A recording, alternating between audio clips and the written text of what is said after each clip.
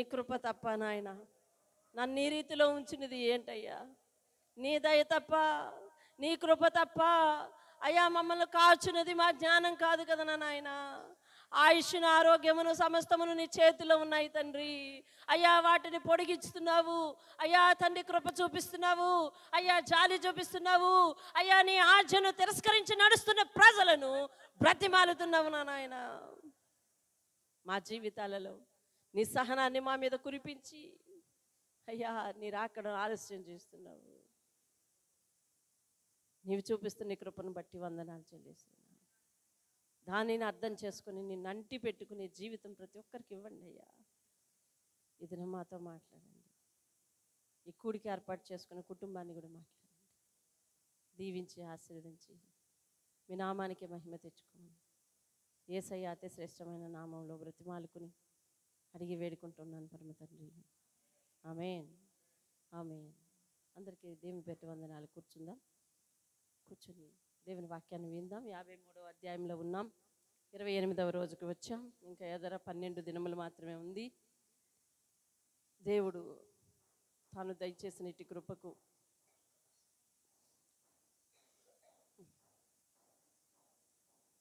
వేలాది వందనాలు కదా. దేవునికి స్తోత్రం కలుగును గాక. హల్లెలూయా, హల్లెలూయా. రైట్, 53వ అధ్యాయంలోనికి వద్దాం. నిన్నటి దినమున జరిగింది కొంచెం రీక్యాప్ చేద్దాం. 52వ అధ్యాయంలో 51 నుండి చూసినట్లయితే దేవుడు తాను ఎంచుకున్న సియోనును, దానిలో పాడైన స్థలములన్నిటినీ ఆదరించి అరణ్య స్థలములను ఏదేను తోటవలెను,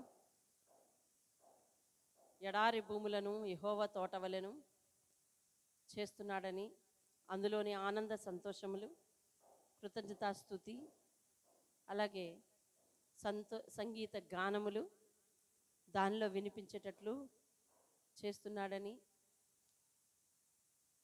అలాగనే సియోనును అతను ఎంచుకుని నిత్య సంతోషం అతని తల మీద, వారి తలల మీద ఉంచుతున్నాడని 11వ వచనం. వారి సంతోషానందములు కలవారగుదురు, దుఃఖమును నిట్టూర్పును తొలగిపోవును, నేనే మిమ్మును ఓదార్చు వాడను, చనిపోవు నరునికి తృణమాతుడగు నరునికి ఎందుకు భయపడతారు అని చెబుతూ, మరి 52వ వచనం మొదటి వచనంలో సియోను లేము, బలము ధరించుకొని పరిశుద్ధ పట్టణమైన యెరూషలేము అనే సుందర వస్త్రములు ధరించుకుని ఇక మీదట సున్నతి పొందని వాడు ఒక్కడైనను, అపవిత్రుడైన వాడు ఒక్కడైనను నీ లోపలికి రాకుండా నిన్ను నీవు పరిశుద్ధపరచుకొని నీ ఇంటి వారందరికీ రక్షణ ఇప్పించుకోమంటున్నాడు. సున్నతి పొందని వాడు ఒక్కడైనా ఉండకూడదట నీ ఇంట్లో. ఎందుకంటే రాకడ అతి సమీపంలో ఉంది. ఎలాగున్నదంటే రాకడ అంతరిక్షం పొగవలే అంతర్ధానం అయిపోద్దట ఒకేసారి. అలాగే భూమి వస్త్రము వలె, పాతగిలిన వస్త్రము వలె పాతగిలిపోతుందంట. అందరి నివాసులు దోమల వలె చనిపోతారంట. కాబట్టి నా రక్షణ మాత్రం నిత్యము ఉంటుంది, అది కొట్టివేయబడదు, నా నీతి కొట్టివేయబడదు అని దేవుడు సెలవిస్తూ ఇట్టి సువార్తను, అనగా రాకడ అతి సమీపంలో ఉంది, ప్రతి ఒక్కరూ లేవాలి, ప్రతి ఒక్క ఇంటిలో ప్రతి ఒక్కరు కూడా సున్నతి చేయబడిన వారై ఉండాలి, అలాగనే అపవిత్రుడైన వాడు ఒక్కడు ఉండకుండా ఉండాలి అని సువార్త చేయుటకు అందరినీ లేవమని చెప్తా ఉన్నాడు. సువార్త ప్రకటించుచు సమాధానం ప్రకటించే వారి పాదములు ఎట్లా ఉంటాయంటండి? సుందరమైనవి, వారిని దేవుడు ఏలుచున్నాడని, పర్వతముల మీద వారి పాదములు ఎంతో సుందరములై ఉంటాయని తెలియచేయమన్నాడు. దేవుని స్తోత్రం కలుగును గాక. మరి నా సేవకుడు వివేకంగా ప్రవర్తించి అతడు హెచ్చింపబడి ప్రసిద్ధుడై మహాగణుడుగా ఎంచబడును అని చెప్పి, మరి ఎవరిని చూచి మనిషి రూపము కంటే వికారమైన రూపం ఉందని జనులు అనుకుంటారో, మరి ఎవరిని చూసి విస్మయం పొందుతారో అట్టివాడు అనేక జనములను చిలకరించును, అనగా అనేక జనములకు ఆశ్చర్యం పుట్టించును. రాజులు అతని చూచి నోరు మూసుకునేదరు, తమకు తెలియబడిన సంగతులు వారు చూచెదరు, తాము వినిన దాన్ని గ్రహించుదురు. దేవుని స్తోత్రం కలుగునుగా. ఇప్పుడు 53వ వచనంలో అతని సేవకుడు వివేకంగా ప్రవర్తించడం ఎట్లా ప్రవర్తించాడు అని అంటే, దేవుని యొక్క సేవకుడు ఎవరు? యేసుక్రీస్తు. ఆ ఆత్మ శరీరధారి అయి ఈ లోకానికి వచ్చింది. దానినే కుమారుడని సేవకుడని వర్ణిస్తున్నారు. దేవుని స్తోత్రం కలుగును. ఆత్మ వేరు కాదు, దేవుడు ఒక్కడే, అంతే. ఆ కాన్సెప్ట్లో నుంచి మనం ఎప్పుడు కూడా మిస్కాన్సెప్ట్లోకి వెళ్ళడానికి వెళ్ళలేదు. దేవుడు ఒక్కడే, దేవుడు ఒక్కడే. ఆది యందు ఆయన సమస్తమును సృష్టించి, ఇది ఏనాటికైనా చెడిపోతుంది కాబట్టి మనిషి పాపం చేస్తాడు. ఆ పాపము భూమి మీద పెరిగి విస్తృతమై నాశనానికి దారితీస్తుంది. రక్షణ అనేది లేని సందర్భంలో ఈ భూమి మీదకి వచ్చి వారందరి కొరకు ఒక బలి పశువుగా మారాలని ఆ ఆత్మ తలంచింది. కాబట్టి ఆ ఆత్మ యొక్క రెండవ ప్రణాళికే యేసయ్య యొక్క రూపం. దేవుని స్తోత్రం. ఆ ఆత్మ యొక్క రెండవ ప్రణాళిక. దేవుని స్తోత్రం కలుగునుగా. హల్లెలూయా. రైట్. కాబట్టి ఆలోచించండి, నరరూపధారి అయి దేవుడు ఈ లోకానికి వచ్చి మన కొరకు దేని కొరకు వచ్చాడంటే పరిచర్య చేయించుకున్నట్టుకు కాదు, చేయుటకు. ఏం పరిచర్య అది? పరిచర్య అంటే మీరు మైకులు బిగిస్తున్నారు, పరిచర్య అంటున్నారు. గచ్చులు గడుగుతున్నారు, పరిచర్య అంటున్నారు. సువార్త చేస్తున్నారు, పరిచర్య అంటున్నారు. ఏమండి?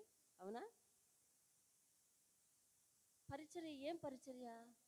ఈయన చేసిన పరిచర్య ఈ లోకంలో ఏ ఒక్కరూ చేయలేదు. అదేమిటి అంటే, ఎవరికైతే పరిచర్య చేయటానికి వచ్చాడో వారి నిమిత్తం బలి అయిపోవటం. వారి నిమిత్తం ఏంటండి? బలి అయిపోవటం. అర్థమైందా? ప్రాణపూర్వకముగా ప్రేమించి ప్రాణములు అర్పించిన పరిచర్య ఇది. ఎలా ప్రేమించాడండి? ప్రాణము కంటే మిన్నగా, ప్రాణపూర్వకంగా. పరిశుద్ధాత్ముడు చెప్తున్న పదం విందామా? ఇష్టపూర్వకంగా, మనఃపూర్వకంగా అనే పదాలు మనకు తెలుసు. ఎట్లా ప్రేమించాడంటండి? ప్రాణపూర్వకముగా ప్రేమించి ప్రాణాన్ని ఇచ్చిన ప్రేమ అది. దేవునికి స్తోత్రం. ఈ లోకంలో ఏ మనిషి కొరకు, ఏ దేవుడు మనిషి కొరకు, అర్థమైందండి, ఏ మనిషి దేవుని కొరకు చేయలేనటువంటి త్యాగం ఇది. అర్థమైందండి? ఎవరు చేయలేదు, ఈయన ఒక్క ఆయనే చేశాడు. దేవునికి స్తోత్రం కలుగునుగా. హల్లెలూయా. ఎందుకు అంటే ఆయన రాజ్యానికి నిన్ను వారసులను చేయాలని. దేవునికి స్తోత్రం. హల్లెలూయా.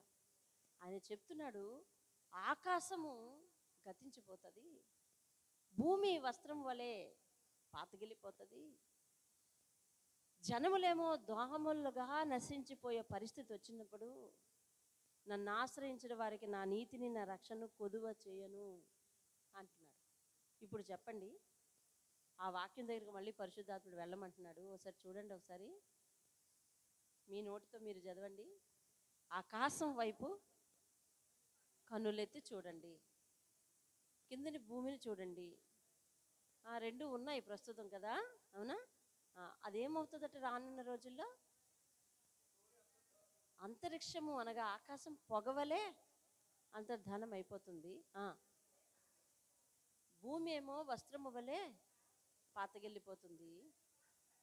అందరి నివాసులు అటువలే అంటే అక్కడ కిందన దోమల వలె అని ఉంది. రైట్, దాన్ని రీప్లేస్ చేసుకుందాం మనం. అందరి నివాసములు దోమల వలె చనిపోతారు. ఎవరి కోసం? నా నీతి కొట్టివేయబడదు. ఎవరి కోసం? నీతిని అనుసరించు వారల కోసం. దేవుని స్తోత్రం. అయితే వినండి, దేవుని వాగ్దానంలో ఏ లోపము ఉండదు. దేవుడు కొందరిని శపించి కొందరిని ఆశీర్వదించటానికి ఆయన ప్రాణత్యాగం చేయలేదు. సర్వలోక మానవాళి కొరకు ఆయన ప్రాణత్యాగం చేశాడు. అయితే దోమల వల్ల నశించిపోయేవారు ఎవరు? కింద చెప్పాడు కదా, నీతి అనగా ఎవరు? ప్రభు అయిన యేసుక్రీస్తు. నీతి అనగా ఎవరు? ప్రభు అయిన యేసుక్రీస్తు. ఆయనను అనుసరింపని వారలు ఎలా చనిపోతారంటండి? దోమల వలె. అంటే ఆయన అనుసరిస్తే లోకమంతటిని ఆయన రక్షిస్తున్నాడు అన్నమాట. ఆమేన్ చెప్పు. అర్థమైందా నీకు? ఆయన అనుసరిస్తే అందరినీ రక్షిస్తున్నాడు. పైన చెప్తున్నాడు, నా రక్షణ నా నీతి కొట్టివేయబడదు. కాబట్టి నన్ను అనుసరిస్తున్న నిన్ను కొట్టివేయను. నేను నన్ను అనుసరిస్తున్న నిన్ను కొట్టివేయను. అర్థమవుతుందా? అందరూ ఆయనను అనుసరిస్తుంటే దోమల వల్లే చనిపోయేవారు ఎక్కడున్నారు? ఇక లేరు, లేరు. అంటే రక్షణ అందరికీ సిద్ధపాటులోనికి తెచ్చాడు దేవుని స్తోత్రం. దేని వలన? ఆయన ప్రాణత్యాగం వలన రక్షణ అందుబాటులోనికి వచ్చింది. ఎలాగా? ఆయన ప్రాణత్యాగము వలన. దేవుని స్తోత్రం కలుగును. హల్లెలూయా. ఈనాటికి పాపి, ఈనాటికి నీతిని అనుసరించిన వాడు, దేవుణ్ణి అనుసరించిన వాడు ఈరోజు దేవుణ్ణి ఎరిగితే ఏనాడో ఆయన చేసిన ప్రాణత్యాగం యొక్క ఫలితము అతనికి వర్తింపచేసి అతని నీతిమంతుడిని తీరుస్తుందని బైబిల్ చెప్తుంది. అవును కదా? అంటే ఆయన చేసిన ప్రాణత్యాగము ఒక తరానికి సంబంధించింది కాదు. అవునా? అవును, తరతరములకు వర్తించింది ఆ త్యాగం. ఎందువల్లనో తెలుసా? అది స్వార్థపూరితమైన త్యాగం కాదు, ఉద్దేశపూర్వకమైన త్యాగం కాదు. అది ఎలాంటిది అనంటే ఆది నుండి ఉన్న ప్రణాళికలోని త్యాగం అది. దేవుని స్తోత్రం. అతడు అప్పుడే నిర్ణయించుకున్నాడు, త్రోవ తప్పిన మనుషుల కొరకు ఏం చేయాలి అని ఆలోచించుకున్నాడు. దేవుని స్తోత్రం. అందుకనే వారు మనిషిని చేసేటప్పుడు ఆది కాండంలో మనం చదువుతాం, మనిషిని ఎట్లా చేయాలి? మనిషిని చేయవలసి వచ్చినప్పుడు మన పోలిక చొప్పున అనే పదం వింటాం. ఏ పోలికలో ఉన్న వ్యక్తి కొరకు బలి అవ్వాలో ఆ పోలికలోనే ఆయన ఉన్నాడన్నమాట. కాబట్టి ఆ పోలికలో ఉండాలి. కాబట్టి ఆ పోలికలో ఉన్న వ్యక్తి కొరకు బలి అవ్వాలంటే ఈయన పోలికలోనే ఉండాలి. కాబట్టి ఈయన పోలికలోనే చేసుకున్నాడు దేవుడు. ఇది ఈనాటి ప్రణాళిక కాదు, ఆనాటి ప్రణాళిక. దేవునికి స్తోత్రం. అంటే అది ఒక సుదీర్ఘమైన ప్రణాళిక. అది ఒక సుదీర్ఘమైన ప్రణాళిక. మాట మార్చనటువంటి ప్రణాళిక, మనసు తిప్పుకోనటువంటి ప్రణాళిక. దేవునికి స్తోత్రం కలుగును గాక. హల్లెలూయా. అటువంటి ప్రణాళికలో నుంచి ఆయన ఆ త్యాగం చేసి ఒక తరానికి సంబంధించి కాదు, తరతరాలకు సంబంధించిన ప్రాణత్యాగం వర్తించేటట్టు ప్రాణత్యాగం చేశాడు అతడు. దేవునికి స్తోత్రం కలుగును. హల్లెలూయా. విందాన్ని చూడండి. ఆయన అతనికి స్వరూపమైనను, 2వ వచనంలో 3వ లైన్ నుంచి, అతనికి స్వరూపమైనను సొగసైనను లేదు, మనం అతనిని చూచి అపేక్షించినట్లుగా కోరుకొనున్నట్లుగా అని అర్థం. అతని యందు స్వరూపమైనను లేదు. అతడు ఎట్లాంటి వాడయ్యాడంట? తృణీకరింపబడిన వాడును. ఏమండి? మనుష్యుల వలన విసర్జింపబడిన వాడు అయ్యాడంట. దేవునికి స్తోత్రం కలుగును గాక. ఫిలిప్పీలకు రాసిన పత్రిక 2వ అధ్యాయం 6-7 వచనాలు చదువుదాం చూడండి. ఫిలిప్పీలకు రాసిన పత్రిక 2వ అధ్యాయం చదవండి. ఆయన దేవుని స్వరూపము కలిగిన వాడై ఉండి దేవునితో సమానముగా ఉండుట విడిచిపెట్టకూడని భాగ్యమని ఎంచుకొనలేదు గాని, మనుష్యుల పోలికగా పుట్టి దాసుని స్వరూపమును ధరించుకొని తన్ను తానే రిక్తునిగా అనగా ఉపయోగము లేని వానిగా చేసుకునేను. ఎట్లా చేసుకున్నాడంటండి? ఉపయోగము లేని వానిగా చేసుకున్నాడు. రిక్తునిగా అంటే ఉపయోగము లేని వానిగా. దేవుని స్తోత్రం కలుగును గాక. హల్లెలూయా. ఈరోజు వాక్యం మరి ప్రార్థన పెట్టించుకుని మీకు ఏం అర్థం కాదు. ఇది వరుస ధ్యానాలు కాబట్టి రోజు రాకపోతే ఇందులో ఏం అర్థమయ్యేది లేదు. కాబట్టి ఇటువంటి వాక్యాన్ని అక్కడికి పట్టుకెళ్ళినా ఏం చెప్పాలో మనకు కూడా అర్థం కాని పరిస్థితి. అందులోని ఈవేళ ఆయన మన కొరకు పొందిన శిక్ష గురించి చెప్పేది. ఏమండి, ఎలాగంట? దేవుని స్వరూపంలో ఉన్నాడంట. ఎలాంటి రూపంలోనికి వచ్చాడంటండి? దాసుని స్వరూపంలోనికి వచ్చాడంట. దేవునిగా పరలోకంలో ఉండుట, ఈ భాగ్యాన్ని నేను ఎప్పుడు విడిచిపెట్టను అని అనుకోలేదంట. కానీ దానిని తృణీకరించుకుని తన్ను తానే ఉపయోగం లేనివానిగా చేసుకుని ఈ లోకంలోకి మనుష్య పోలికగా పుట్టి మన కొరకు ప్రాణత్యాగం చేశాడు దేవుడు. దేవుని స్తోత్రం కలుగును. హల్లెలూయా, హల్లెలూయా. ఇంకా ఫిలిప్పీలు రాసిన పత్రిక 8వ వచనం కూడా చదివితే మనకు బాగా అర్థమవుతుంది. మరియు ఆయన ఎలాగండి? ఆకారమందు మాత్రమే మనుష్యుడతడు కనబడి మరణము పొందునంతగా, శిలువ మరణం పొందునంతగా విధేయత చూపిన వాడై తన్ను తాను తగ్గించుకొనెను. దేవుని స్తోత్రం కలుగును గాక. మనుష్యునిగా కనపడ్డాడంతే. ఆకారమందు మనుష్యుడుగా కనపడి, ఏమండి, కానీ ఆయన ఎవరు? దేవుడు. దేవుని స్తోత్రం కలుగు. అందుకనే 9వ వచనం కూడా చదివి ఎట్లా ఉంటుంది? అందుచేత పరలోకమందు ఉన్న వారిలో గాని, భూమి మీద ఉన్న వారిలో గాని, భూమి కింద ఉన్న వారిలో గాని, ప్రతి మోకాలును యేసు నామములో వంగునట్లు. ఇప్పుడు మీరు చెప్పాలి, ఎవరెవరు మోకాలు వంగుతుంది చెప్పాలి మీరు. అబ్బాయి ఎంత సింపుల్గా చెప్తున్నారు. అలా కాదు, ఎవరెవరు మోకాలు వంగుతుంది చెప్పాలి. అక్కడ చదివే చెప్పండి. కాదు, చెప్పండి, అక్కడ చూసే చెప్పండి అమ్మా. కాదు, 9వ వచనం చదవండి. పరలోకమందున్న వారిలో ప్రతి మోకాలు వంగుతుంది. చూసావా? మీరు సరైన సమాధానాన్ని పట్టుకోకపోతే ఆయన మహత్యం తగ్గిపోయింది. అవునా? పరలోకమందున్న వారిలో కానీ, భూమి మీద ఉన్న వారిలో కానీ, భూమి కింద ఉన్న వారిలో కానీ ప్రతి వాని మోకాలు వంగుతుందట యేసునామమున. చూసావా? ఇప్పుడు భూమి కింద ఉన్న వాళ్ళంటే సమాధుల్లో ఉన్నవాళ్ళు, భూమి మీద ఉన్న వాళ్ళంటే నివాసులు. ఇక్కడ వరకు ఒప్పుకోవడానికి బాగానే ఉంది. పరలోకమందున్న వారిలో కూడా ప్రతి ఒక్క మోకాలు. అంటే ఈయన కంటే అధికుడు ఎవరు? పరలోక అధిపతి ఎవరు? యేసు. అర్థమవుతుందండి? పరలోక అధిపతి ఎవరు? యేసు. పరలోకానికి అధిపతి అయ్యే హక్కు ఎవరికి ఉంటుంది? సృష్టికర్త అయిన వానికే ఉంటుంది. అర్థమైందా? పరలోకానికి అధిపతి అయ్యే హక్కు ఎవరికి ఉంటుందమ్మా? సృష్టికర్త అయిన వానికే ఉంటుంది. సృష్టికర్త ఏ స్వరూపి? ఆత్మస్వరూపి. అందుకని ఇక్కడ ఏ రూపంలో కనబడుతున్నాడంట? ఆకారమందు మనుష్యుడిగా కనబడుతున్నాడు. దేవుని స్తోత్రం. నీకు ఆ కాన్సెప్టు జాగ్రత్తగా కోయిన్సైడ్ చేసుకోవాలి.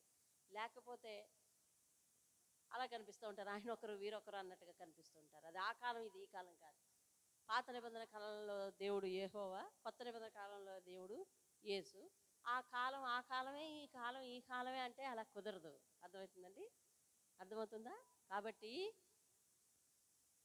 ఆకారమందు మనుషుడిగా కనబడ్డాడు, దాసుని స్వరూపమును పొందుకున్నాడు. ఏమండి? శిలువ మరణం పొందినంతగా విధేయత చూపించాడు. మరణమై ప్రాణాన్ని ఫనంగా పెట్టి తనను తాను ఉపయోగం లేని వ్యక్తిగా చేసుకున్నాడు. అటువంటి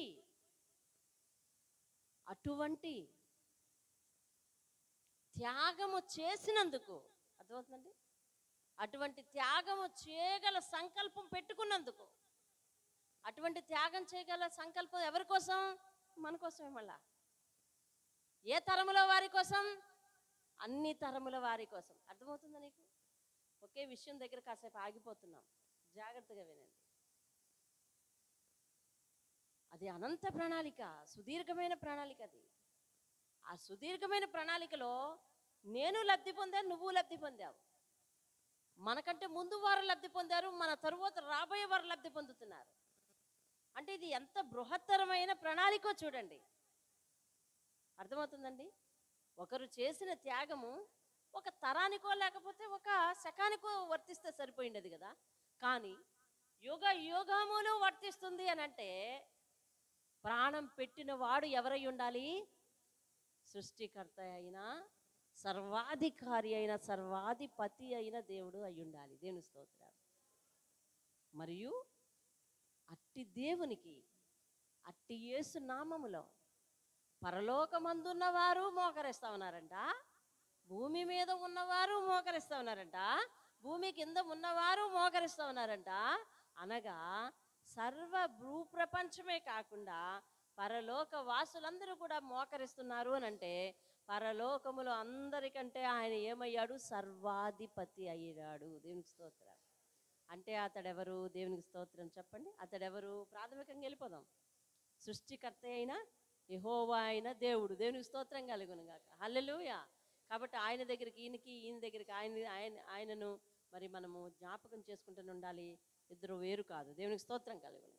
రైట్, వినండి. ప్రతి వాని నాలుకయు తండ్రి అయిన దేవుని మహిమార్థమై యేసుక్రీస్తు ప్రభువని ఒప్పుకొనున్నట్లు దేవుడు ఆయనను అధికముగా హెచ్చించి ప్రతి నామమునకు పైనామమును ఆయనకు అనుగ్రహించను. దేవునికి స్తోత్రం కలుగును గాక. కాబట్టి అట్టి నామమున మాత్రమే మనకి రక్షణ ఉంది. ఆ నామాన్ని అంగీకరిస్తేనే పరలోకం ఉంది. అతడు మన కొరకు ప్రాణములు పెట్టినవాడు. ఎలాగూ ప్రాణములు పెట్టాడో చూడండి. 53వ వచనం, ఇంకా 53వ అధ్యాయం ఇంకా వర్ణిస్తుంది. చూడండి 3వ వచనం. అతడు తృణీకరింపబడిన వాడాయను, మనుష్యుల వలన విసర్జింపబడిన వాడును, వ్యసనాక్రాంతుడుగాను, వ్యాధిని అనుభవించిన వాడుగాను, మనుష్యులు చూడనల్లని వాడుగాను ఉండెను. అతడు తృణీకరింపబడిన వాడు గనుక మనం అతనిని ఎన్నిక చేయకపోతిమి. మనము ఎక్కడున్నాం అప్పుడు? అబ్బిపి మనం లేం కదా. మన పితరులు ఉన్నారు, అప్పుడు ఉన్నారు కదా. అవును, వారి వంశాల నుంచి వచ్చాం. ఆ తరాల నుంచే మనం వచ్చాం. కాబట్టి వారు యేసును సిలువ వేసేటప్పుడు అన్నారు, ఇతన్ని సిలువ వేయండి అని అన్నారు. అంటూ ఒక వ్యాఖ్యానం చేశారు. ఏమండి? మదమెక్కిన హృదయాలతో వారు చేసిన వ్యాఖ్యానం ఏంటంటే, ఇతడిని చంపినందుకు వచ్చే పాపం ఏదైతే ఉంటే, పిలాతు అంటున్నాడు, నాకు ఈ పాపం తెలియదని నేను అతని చేతులు కడుక్కుంటున్నాడు భయపడిపోయి. పిలాతు, ఎందుకయ్యా అలా భయపడిపోతారు మీరు? అయ్యా, మీ మీదకి ఏ పాపం రాదు, అది మా మీద, మా పిల్లల మీద ఉండునట్లుగా మేమే ఒప్పుకుంటున్నామంట. ఒక నీతిమంతుడిని చంపి ఆ పాపం మా మీద, మా పిల్లల మీద ఉండునుగాక అన్నారు. అన్న వారి తరం నుంచి వచ్చాం మనం. కాబట్టి మనము అని రాయబడింది అక్కడ. ఆ మనములో మన వంశాలు ఉన్నాయి. అయితే ఆ మనములో మనం ఉన్నామా లేదో తెలుసుకోవాలి. ఇప్పుడు నీకు అర్థమైందా భాష? ఆ మనములో ఎవరున్నారండి? మన వంశాలు ఉన్నాయి. అర్థమవుతుందండి? మన పితరులు ఉన్నారు. అర్థమైందా? ఇప్పుడు మన పితరులు ఉన్నారు. అయితే ఆ మనము అనే పదములో మనం ఉన్నామా లేదా? పరిశుద్ధాత్ముడు చెప్తున్నాడు, మనం కూడా ఉన్నాం. ఎందుకో తెలుసా? ఆనాడు వాళ్ళు నీతిమంతుడు అయిన దేవుణ్ణి, అతడిచ్చే రక్షణను తెలుసుకోలేక, అతని నీతిని ఒప్పుకోలేక, ఏమండి, అతని పరిశుద్ధతను ఒప్పుకోలేక, అతడు చెప్పే బోధ వారి యొక్క అపవిత్రమైన క్రియలకు అడ్డు వచ్చి ఆయన గురించి పూర్తిగా తెలుసుకోలేక, ఆయన దేవుడని ఎరగక, ఆయన పరలోకానికి అధిపతి అని ఎరగక ఆయన సిలువ వేశారు. ఓకే, ఇప్పుడు నువ్వు నేను తెలిసి ఉండి, అవునా, తెలిసి ఉండి ఆయన విషయంలో అవిధేయులుగా ఉన్నాం. పాపానికి పీట వేస్తున్నాం. ఈ మాట ఎవరితో మాట్లాడుతున్నాడు దేవుడు? లోకంతో కాదు, వాక్యం తెలిసిన నీతోనే, నాతోనే, రక్షణ తీసుకున్న నీతోనే, నాతోనే. వింటా ఉన్నావమ్మా? దిగాలుగా కూర్చోవద్దు ఏమ్మా. చక్కగా వాక్యం వినండి. పిల్లలు వినాలి, చక్కగా వాక్యం వినాలి. 8 నెలలకు ఒకసారి మీ ఇంటి ప్రార్థన, మీరు ఓపికగా వినాలి, అందరూ ఓపికగా వినాలి. ఏమండి? ఆ, అతడు నీతిమంతుడని తెలిసి, అతడు దేవుడని తెలిసి, అతడు పరలోకాధిపతిని తెలిసి, ఆయన నామంలో బాప్తిసం పొంది నెలకొక్కసారి ఆయన రొట్టెని తీసేసుకుంటూ, మనం కూడా పాపములో ఉన్నట్లయితే మనము కూడా అతనిని ఎన్నిక చేయని వారిలో ఉన్నాం. 48వ అధ్యాయం మొదట్లో ఉన్నవారు వీరే. 48వ అధ్యాయం మొదట్లో ఎవరున్నారు చూడండి. యాకోబు వంశస్థులై ఇశ్రాయేలు అని పేరు కలిగిన వారులారా, యోధా జలముల్లో నుండి బయలుదేరి వచ్చిన వారై తోడని ప్రమాణం చేయుచు, ఇశ్రాయేలు దేవుని నామమును స్మరించుచు, నీతి సత్యములను అనుసరింపని వారు ఆయనని ఎన్నిక చేయని వారు. ఆయనను ఎన్నిక చేయని వారు. ఎందుకు మాట వినలేదు? నీ పిల్లల మాట వినకపోతే నువ్వు ఒక మాట అంటున్నావు, ఏమిటో తెలుసా? నేనంటే నీకు లెక్కలేదు. అంతేనా? అంతేనా?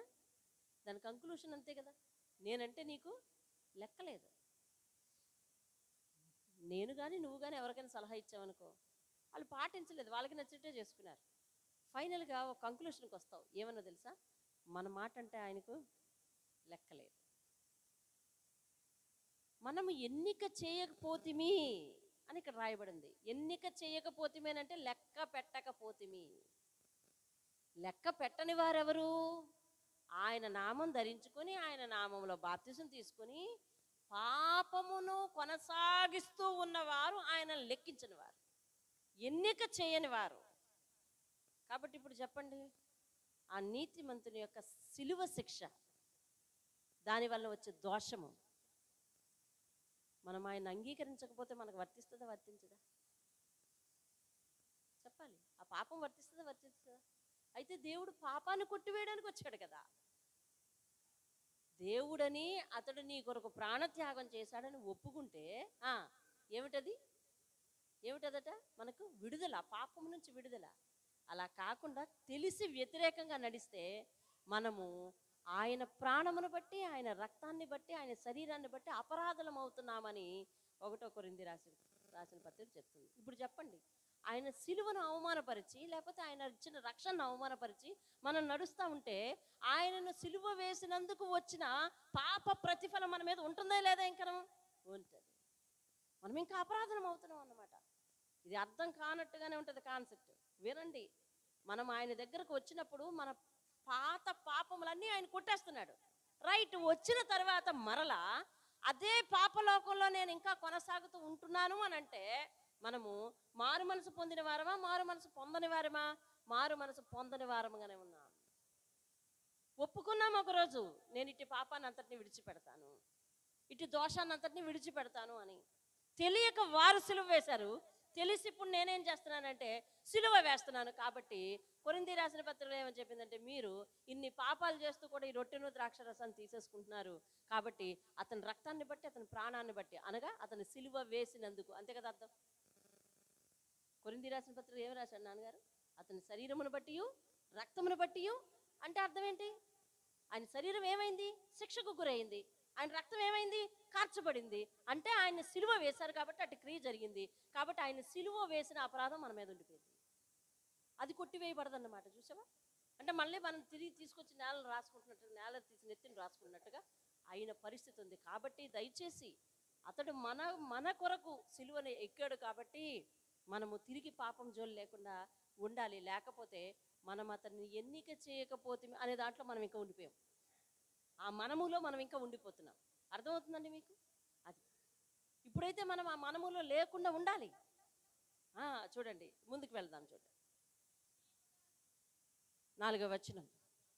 నిశ్చయముగా అతడు మన రోగములను భరించెను, మన వ్యసనములను వహించెను. చాలు చాలు, దేవునికి స్తోత్రం కలుగును. అతడు మన రోగములను, ఏ రోగములు? పాప రోగములు. ఎందుకనంటే కిందన వెంటనే ఏముంది? వ్యసనాలు. పైనది పాపము, కిందది వ్యసనము. అర్థమవుతుందండి? పాపము అనేది ఒకసారి చేసి తొలగిపోయిన వాళ్ళు కూడా ఉంటారు. అర్థమవుతుందండి? పాపము, బలవంతం వలనో, లేకపోతే ఒత్తిడి వలనో, లేకపోతే కోరిక వలనో ఏదో ఒక పాపము. దేవుడు వద్దని ప్రతిదీ పాపమే. అర్థమవుతుందండి? దేవుడు ఆజ్ఞ ఇచ్చిన దానిని నువ్వు అతిక్రమిస్తే అది పాపమే. పాపం అంటే ఇప్పుడు వేరే వేరే ఊహించిన అవసరం లేదు. నువ్వు వేరే వేరే ఊహించిన తప్పు లేదు. పాపం ప్రతిదీ పాపమే. అర్థమవుతుందండి? ఆజ్ఞను మీరినా, ఏమండి, ఉన్న వాటిని పోగొట్టుకోకపోయినా అది పాపమే. సరే వినండి, పాపం వ్యసనంగా ఎప్పుడు మారుతుంది? కంటిన్యూస్గా చేస్తూ ఉంటే. ఏమండి? అంతే, రోజు చేస్తూ ఉంటే. ఒకసారి తెలియక చేస్తే, లేదా బలవంతంగా చేస్తే, లేకపోతే అనుకోకుండా చేస్తే, లేకపోతే కోరిక పట్టు చొప్పున చేస్తే, ఒకసారి ఎలా ఉంటుందో చూద్దామని చేస్తే. ఇప్పుడు యవనస్తులు కాలేజీలకు వెళ్తున్నారు, అందరూ సిగరెట్ తాగుతున్నారు, వీడు కూడా ఏం చేస్తాడు? ఒకసారి ఈనాటి తరంను బట్టి వీడు అనక్కర్లేదు, ఆమె ఏం చేస్తుంది? ఒకసారి తాగి చూస్తుంది ఎట్లా ఉంటుందో అని. అది కోరిక. సరే ఒకసారి చేసినావు, అది పాపం. రేపటి నుండి కొనసాగిస్తే అది వ్యసనం. రేపటి నుండి కొనసాగిస్తే అది వ్యసనం. ఒక క్రైస్తవునికి ప్రార్థన అనేది వ్యసనంగా మారాలి.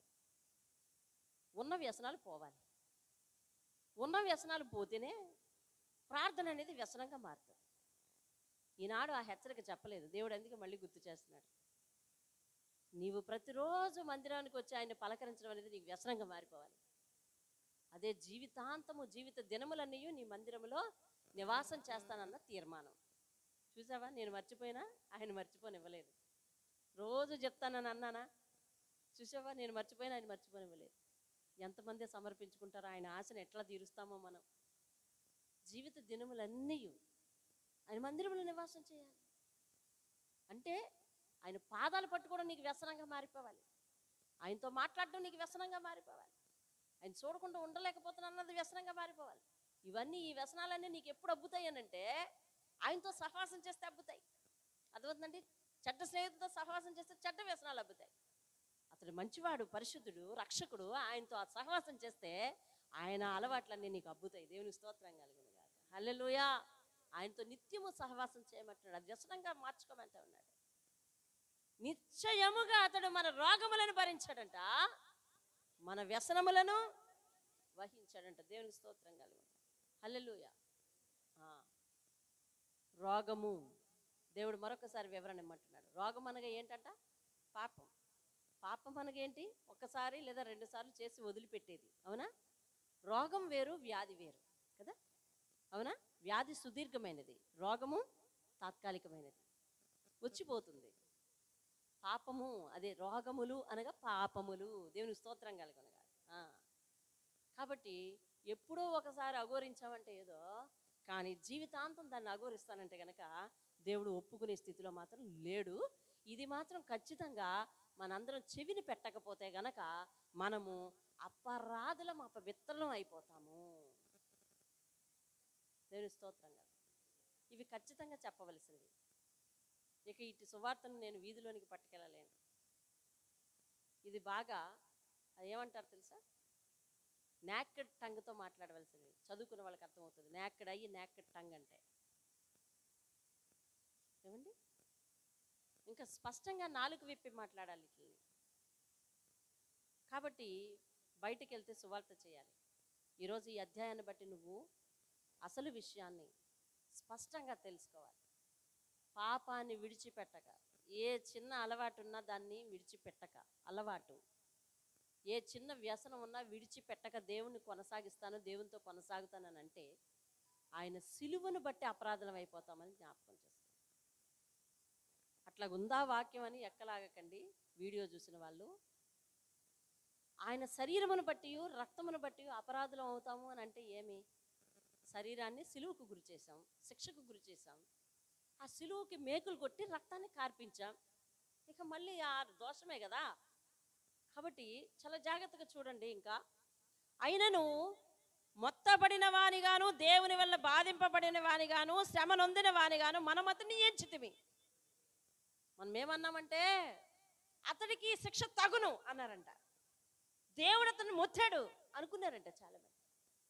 ఒకడు అడిగాడు ఏమనంటే, ఇతడు నిజముగా నీతిమంతుడైతే, ఇతడు నిజంగా రక్షకుడైతే నన్ను రక్షించి ఇతను కూడా రక్షించుకోవచ్చు కదా అన్నాడు.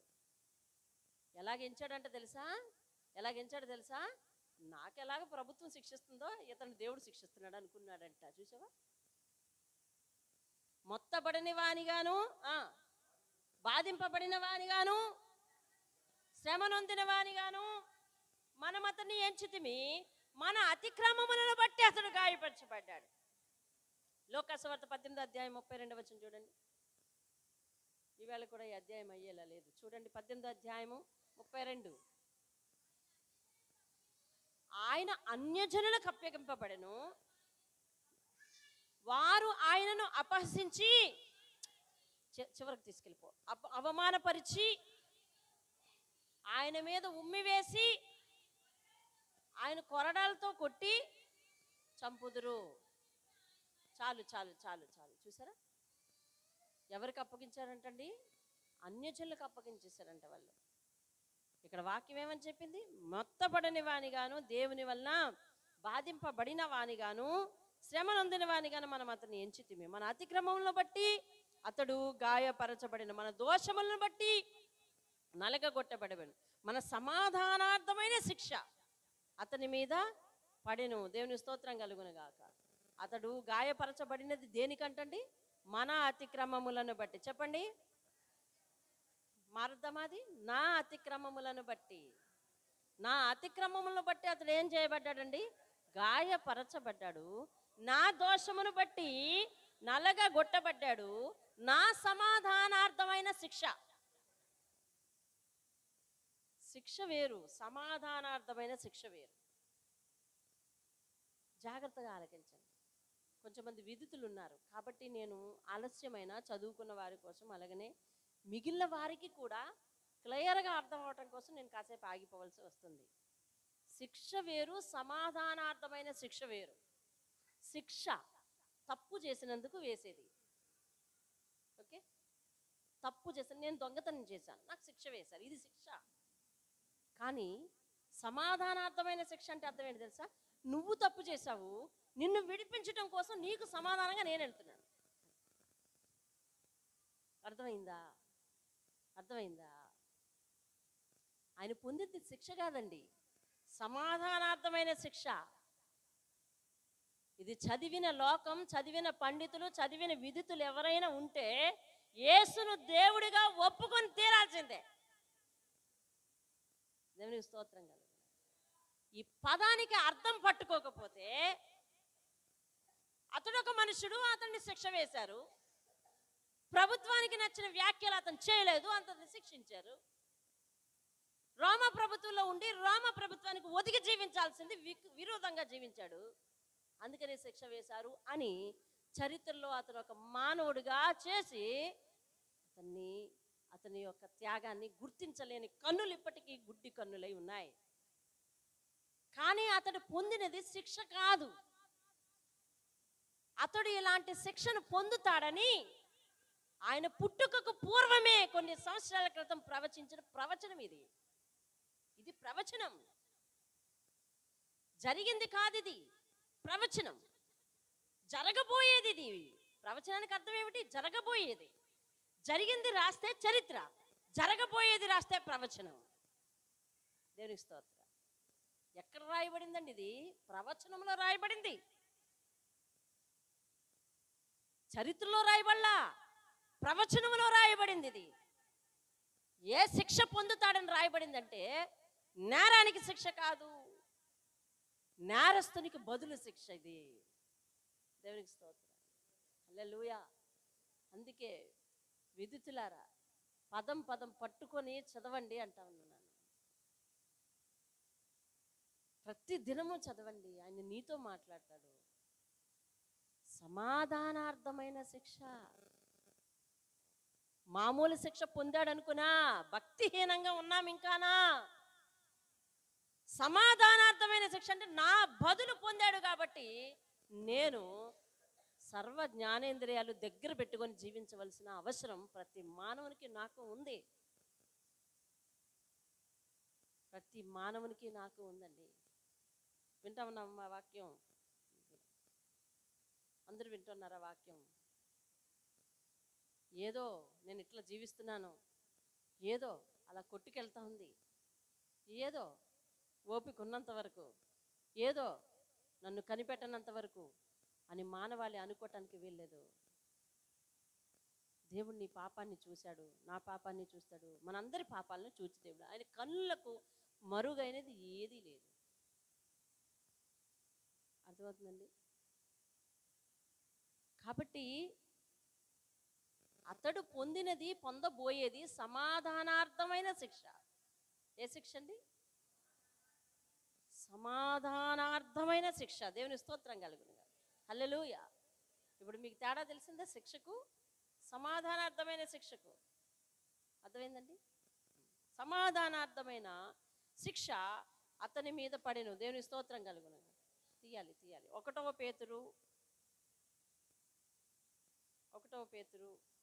3వ అధ్యాయం 18వ వచనం చదువు. 1 పేతురు 3వ అధ్యాయం. ఏలయనగా మనలను దేవుని యొద్దకు తెచ్చుటకు అనీతిమంతుల కొరకు నీతిమంతుడైన క్రీస్తు శరీర విషయంలో చంపబడి, ఆత్మ విషయంలో బ్రతికింపబడి, అది పాపముల విషయములో ఒక్కసారే శ్రమ పడేను. దేవుని స్తోత్రం కలుగు. ఎవరి పాపము విషయము? అదిగో పైన రాశాడు, అనీతిమంతుల కొరకు. అంతే, అనీతిమంతుల కొరకు, వారి పాప విషయములో నీతిమంతుడైన దేవుడు ఒక్కసారే శ్రమ పడ్డాడు, ఒక్కసారే బలి అయ్యాడు. పాపములన్నిటికీ పోవడానికి ఒక్కసారే బలి. సర్వ పాప పరిహారార్థం ఒకేసారి బలి. సర్వ మానవాళి చేసిన పాపములకు బదులు సమాధానంగా ఒకేసారి బలి, ఒకేసారి శిక్ష. అర్థమవుతుందండి? ఒకేసారి. వింటున్నావా? ఒకేసారి, ఒక్కసారి. దేవుని స్తోత్రం కలుగు. హల్లెలూయా. సాధారణంగా ఒక పదం వింటావు, లోక కళ్యాణం. వినవా? లోక కళ్యాణం అనగా ఏంటి? లోకమందరికీ జరగబోయే ఒక ప్రయోజనం అని అర్థం. లోక కళ్యాణం అంటే అర్థం ఏంటి? జనులందరికీ జరగబోయే ప్రయోజనం. యేసు విషయంలో సర్వ మానవాళి కూడా ఆయన క్రీస్తు, ఆయన సిలువలో కార్చిన రక్తము ద్వారా, ఆయన పొందిన దెబ్బల చేత, ఆయన పొందిన శిక్ష ద్వారా లోకమంతటి కొరకు ఒకే ఒక్కసారి సమాధానార్థమైన బలి జరిగింది. అది లోక కళ్యాణం. మరొకటి ఉంది, రేపు ఆయన రాకడలో ఈ క్రీస్తు రక్తాన్ని అంగీకరించిన ప్రతి ఒక్కరూ కూడా ఒకేసారి ఆయన వస్తే, ఆయన వెనక వెళ్తున్నాం కాబట్టి ఆయనను వధువుగా మనందరినీ, ఆయనను వరుడుగా మనందరినీ వధువుగా వర్ణించింది బైబిల్. అంతే. అది లోక కళ్యాణం. దేవుని స్తోత్రం కాదు. అంటే లోక కళ్యాణం అంటే నేను ఒక్కదాన్ని పెళ్లి చేసుకుంటే లోక కళ్యాణం కాదండి. అది నీ ఒక్కరు పెళ్లి చేసుకుంటే లోక కళ్యాణం కాదు. దేవుడు పెళ్లి చేసుకుంటే లోక కళ్యాణం కాదు. యేసయ్య పెళ్లి చేసుకోలేదు. వినండి, ఆయన చేసింది ఏమిటి అని అంటే ప్రాణత్యాగం. ప్రాణత్యాగం చేయటానికే వచ్చాడు. అలా వచ్చాడని నీకెట్లా తెలుసు? ఇదిగో ప్రవచనం, కొన్ని వందల సంవత్సరాల క్రితం ఉన్న ప్రవచనం. అది నెరవేరుట కొరకు వచ్చాడు ఆయన. మానవ రూపంలో శరీరధారి అయి శరీరాన్ని ధరించుకున్నాడు. దట్ మీన్స్ అంతకు ముందు ఆయన ఆత్మ అయ్యున్న దేవుడు శరీరధారి అయి వచ్చాడు. సర్వ మానవుల పాపము ఒకే ఒక్కసారి తీయుటకు, ఆ పాపములన్నింటికి ఒకేసారి చెల్లుబాటు జరుగుటకు. నరబలి కాదది, దేవాది దేవుడే తన సొంత రక్తమును, తన సొంత ప్రాణమును పెట్టాడు. అది లోక కళ్యాణం. పైగా అతడెవరు, అతని లక్షణాలు ఏమిటి? ఆయనకి ఎలాంటి నామం ఇయ్యబడిందంటండి? పైన పరలోకమందే కానీ, భూమి మీదే కానీ, భూమి క్రింద ఉన్న వారిలో ప్రతి మోకాలు వంగునట్లు ఆయనకు అత్యున్నతమైన నామం ఇయ్యబడింది. ఎందుకు ఆయన త్యాగం చేస్తే లోక కళ్యాణం అన్నారు? ఆయన పేరులో ఉంది. యేసు అంటే రక్షణ, క్రీస్తు అంటే అభిషక్తుడు. ఆయనను అంగీకరించిన ప్రజలను రక్షించి పరలోకము కొరకు అభిషేకించే దేవుడు. అట్టి వాడు మనుషుల కొరకు బలి అయ్యాడు. అది లోక కళ్యాణం. అతని లక్షణాలు ఏమిటి? పాపము లేనివాడు, పాపము ఎరగనివాడు, పాపులను ప్రేమించి పాపము నుంచి వారిని విముక్తి చేసి పరలోకం అనే పరిశుద్ధ పట్టణానికి వారసులను చేయటం అనేది ఒక బృహత్తరమైన కార్యాన్ని లోక కళ్యాణం అంటారు.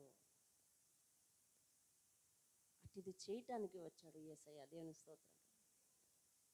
ఈ దేవుణ్ణి అంగీకరించడానికి పాటలు, అంగీకరిస్తే ఆ రొట్టె తీసుకోవటానికి పాటలు. చూడండి, చాలామంది రొట్టెకి దూరంగా ఉంటారు. కొంతమంది బాప్తీసానికి దూరంగా ఉంటారు, కొంతమంది రొట్టెకి దూరంగా ఉంటారు. ఏమండి? అవన్నీ తీసుకుంటే అది పాటించటానికి పాటలు, కట్టుబడి ఉండటానికి పాటలు. ఎన్నో పాటలు పడిపోతున్నాం. కానీ నీ పాటలన్నీ పోవాలని ఆయన శిక్ష భరించాడు. దేవునికి స్తోత్రం కదా. మన నరకంలో ఉన్న పాటలు, నరకంలో మనం పొందబోయే పాటలన్నిటినీ కూడా తప్పించటానికి. అర్థమవుతుందండి? కానీ యేసును అనుసరించడమే ఇప్పుడు మనకు పాటలు అయిపోయినాయి. అర్థమైందమ్మా? దేవుణ్ణి అనుసరించడం మనకు పాటలుగా ఉన్నాయి. కష్టంగా ఉంది, భారంగా ఉంది. ఏం పాటలు రా బాబు అనిపిస్తుంది. ఇదేం పాటలు రా బాబు అనిపిస్తుంది. ఈ కష్టం నేను పడలేకపోతున్నా, ఈ హర్రీ బర్రీ జీవితం నేను భరించలేకపోతున్నా అనిపిస్తుంది. అసలు ఈ పాటలు ఏం పాటలు? అక్కడ ఉన్నాయి పాటలు. ఆ పాటలు పోగొట్టడానికే. సర్వ మానవాళి ఎందుకు దేవుని గుర్తించలేకపోతుంది అని అంటే, అసలు నరకం అనేది ఒకటి ఉందని, అందులో చిత్ర విచిత్రమైన పాటలు ఉన్నాయని ఎవరు గ్రహించక అదే నిన్నటి వల్లే ఒక కండిషన్ పెడితే లోకమంతా అక్కడే ఉండు. కానీ దేవుడు అట్లాగా కండిషన్ పెట్టలేదు. కానీ నా రక్తాన్ని ఈ రోజైనా, అది పరిశుద్ధ రక్తం, అతడు నా కొరకు ప్రాణం పెట్టాడని ఏ పాపి అయితే ఒప్పుకొని తన పాపాన్ని విడిచిపెడుతుందో ఆ రోజే తక్షణమే అప్పుడే దేవుడు తనకు పరలోక యోగ్యం ఇవ్వడానికి సిద్ధంగా ఉండుటకు వీలైన త్యాగం చేశాడు అతడు. దేవుని స్తోత్రం. అంటే ఇప్పుడు మన రక్షణ ఏంటన్నమాట? రెడీమేడ్, సిద్ధం. ఏం చేయాలి? ఆయన దేవుడని ఒప్పుకోవడమే కాక, ఆయన నా కొరకు ప్రాణం పెట్టాడని ఒప్పుకోవటమే కాక, ఏమండి, ఈ మధ్య ప్రతిదానికి వ్యంగ్యపార్థాలు వస్తున్నాయి. అట్లా అర్థం చేసుకోకూడదు. అయితే బయట నుంచి ఒక పాపే వస్తాడు, లేదా బయట నుంచి ఎవరో వస్తాడు, యేసుక్రీస్తు ప్రభువుని ఒప్పుకున్నాను, అతను నా కొరకు ప్రాణం త్యాగం చేశాడని ఒప్పుకున్నాను, రైట్, పరలోకం ఉంది కదా నాకు అనడానికి కుదరదు. ఏం చేయాలి? పాపమునకు సెలవని చెప్పాలి. నువ్వు పాపానికి సెలవని చెప్పాలి. పాపం అనగా ఏంటి? నేనేం పాపం చేశాను, నా పాపాల్లో ఒక్క పాపం నిరూపించి అనడానికి లేదు. అలా దేవుని దగ్గర నేను పాపిని కానని వాదించటమే ఒక పెద్ద గర్వం. అర్థమవుతుందండి? ఇంకా చూడండి, ముందుకెళ్ళిపోదాం మనం, చాలా టైం అవుతుంది. సమాధానార్థమైన శిక్ష అతని మీద పడెను, అతడు పొందిన దెబ్బల చేత మనకు స్వస్థత కలుగుచున్నది. మనమందరం గొర్రెల వలె త్రోవ తప్పిపోతుమి, మనలో ప్రతి వాడు తనకిష్టమైన త్రోవకు తొలిగాను. అది మనం ఎలాగటండి తప్పిపోయామంటండి? చెప్పాలి, మీరందరూ చెప్పాలి, కొత్తగా వచ్చిన వాళ్ళు చెప్పాలి. మనమందరం అంట మనకిష్టమైన త్రోవలోకి వెళ్ళిపోతున్నామంట. అంతే. దేవుడు ఏం చెప్తున్నాడు అన్నది అర్థం లేదు. దేవుని దగ్గరికి వస్తే చాలా జాగ్రత్తగా ఉండాలి, భయంతో ఉండాలనే అర్థం లేదు. మనకిష్టమైన త్రోవ. అర్థమవుతుందండి?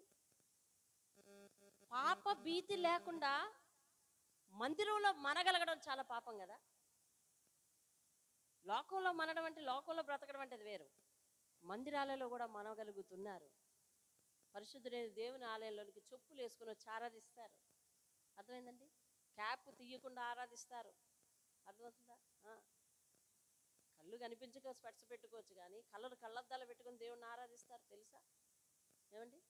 మీసం తిప్పుకొని మీసాలు సవర తీసుకుంటూ ఆరాధిస్తారు తెలుసా? గడ్డాన్ని నూరుకుంటూ ఆరాధిస్తారు తెలుసా? ఇటువంటి వ్యవహారం ఉందా? ఉంటే గనక నీకు ఇష్టమైన తోవలో ఉన్నావు తప్ప దేవుడు చెప్పే తోవలో లేదు. నీలో వినయం లేదు, నీలో విధేయత లేదు. ఆయన వినయంకి విధేయతకి మారిపోయారు. నీ కొరకు గొర్రె వలె మరి బొచ్చు కత్తిరించువాని ఎదుట గొర్రె ఎలా ఉంటుందో అలా అయిపోయాడట. కిందకి చదువుకో కావలొస్తే. ఇక్కడ 7వ వచనం. అతడు దౌర్జన్యం పొందాడు. చెప్పు. బాధింపబడి అతడు నోరు తెరవలేదు. ఏంటి? వదకు తేబడిన గొర్రె వలె బొచ్చు కత్తిరించువాని ఎదుట గొర్రెయు మౌనంగా ఉండినట్లు. వధించేవాని ఎదుట గొర్రె ఏం చేస్తుందండి? అలాగే బొచ్చు కత్తిరించేవాని ఎదుట ఏం చేస్తుందట? మౌనంగా ఉంది. అలా మౌని అయిపోయాడు అతడు. కానీ నేటి సంఘాల్లో అట్లా లేదు తెలుసా? నడుము వంగకో కాళ్ళు వంగకో కుర్చీలో కూర్చుంటున్నాం, లేదా ఆరోగ్యం బాగోక వయసు పెద్దదై కుర్చీలో కూర్చుంటున్నాం. కానీ షూలు వేసుకొని కాలు మీద కాలు వేసుకొని బలిపీఠం మీద కూర్చున్న వారిని కూడా చూస్తూ ఉంటాం. అర్థమవుతుందా? నీ పరిస్థితి ఏంటో దేవునికి తెలుసు, నీ స్థితిగతి ఏంటో దేవునికి తెలుసు. కానీ బలిపీఠం మీద షూ వేసుకొని కాలు మీద కాలు వేసుకొని ఏమండి నునుపు ప్యాంట్ వేసుకోవడం. నేను ఒక చోట ఆరాధన చేయడానికి నన్ను పిలిచారండి, మీకు గుర్తుందా? వెళ్ళాం. వెళ్తే అందరూ తెలిసిన వాళ్ళే స్టేజ్ మీద ఉన్నారు. నేను అక్కడ ప్రత్యేకంగా సేవకులకు పోడియం ఇది వేస్తారు కదా, అక్కడ ఉన్నాను. సరే, కింద నుంచి చూస్తూ ఉంటే ఒక దృశ్యం. ఏంటది? బూట్ వేసుకొని కాలు మీద కాలు వేసుకొని కూర్చున్నాడు అతడు. బైబిల్ తొడ మీద పెడతాడు, జారిపోతుంది. తొడ మీద పెడతాడు, జారిపోతుంది. తొడ మీద పెడతాడు, జారిపోతుంది. ఇంక ఈ బాధ ఏమి లేదు. కిందన కాళ్ళ దగ్గర పెట్టాడండి. కిందన పెట్టాడు నాన్నగారు. ఇలా కిందన పెట్టాడు. కాళ్ళ మీద కలిసి కూర్చున్నాడు. వినయం ఎక్కడుంది? అసలు నిన్ను కాలు మీద కాలు వేసుకుని కూర్చునే అంత స్థితికి ఎవరు తీసుకెళ్లారు? అసలు ఎవరు తీసుకెళ్లారు? విదితం లేని మనోభీష్టం. చూసావా? మనోభీష్టం. అందరూ తమకిష్టమైన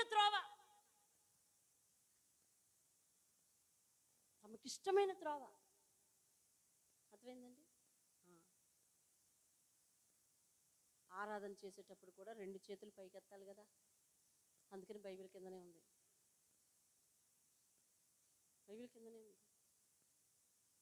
నాకు వెళ్ళి ఆ బైబిల్ తీసి ఒళ్ళో పెట్టి పట్టుకో అని చెప్పి రావాలనిపించినంత ఉధృతి వచ్చింది. కానీ సీనియర్లు పాస్టర్లు వాళ్ళు, అర్థమైందా? అందుకే నేను చెప్తా సంఘానికి, ఆరోగ్యం బాగలేక కూర్చున్నా ప్రార్థనప్పుడు లేచి నిలబడండి అంటున్నది దేనికి? వినయానికి. దేవునికి కనపరచాలి, ఆయన ఎదురుగా తగ్గించుకొని ఉండాలంటే. నీ స్థితిని బట్టి దేవుడు నీకు ఇచ్చిన స్థితిగతులను బట్టి నువ్వు కూర్చున్నా, అయ్యా ప్రార్థన అనగా నీతో మాట్లాడడం కదా, లేచి నిలబడతానయ్యా, నిలబడాలి అని ఓపిక లేని వారిని కూడా నేను బ్రతిమాలుతున్నాను, అది పాటించండి అని. ఎవరిష్టం వాళ్ళదా, ఎవరి స్థితి వాళ్ళదా. వాక్యం తెలిసి నీకు ఇష్టమైన రూట్లో నువ్వు ఉంటావా? నీకు ఇష్టమైన రూటే పాటిస్తూ ఉంటావా? ఇక మార్పు ఉండదా? మార్చుకోవా? నేను ఇలాగే ఉంటానంటావా? దేవుడు చూడట్లేదని అనేదా మనదేమా? అలా ఉండటానికి వీల్లేదు. ఈనాడే మన యొక్క ప్రతి స్థితిని ఏం చేయాలా? కడుగుకునే ప్రయత్నం చేయాలి. దేవుని స్తోత్రం కలుగును.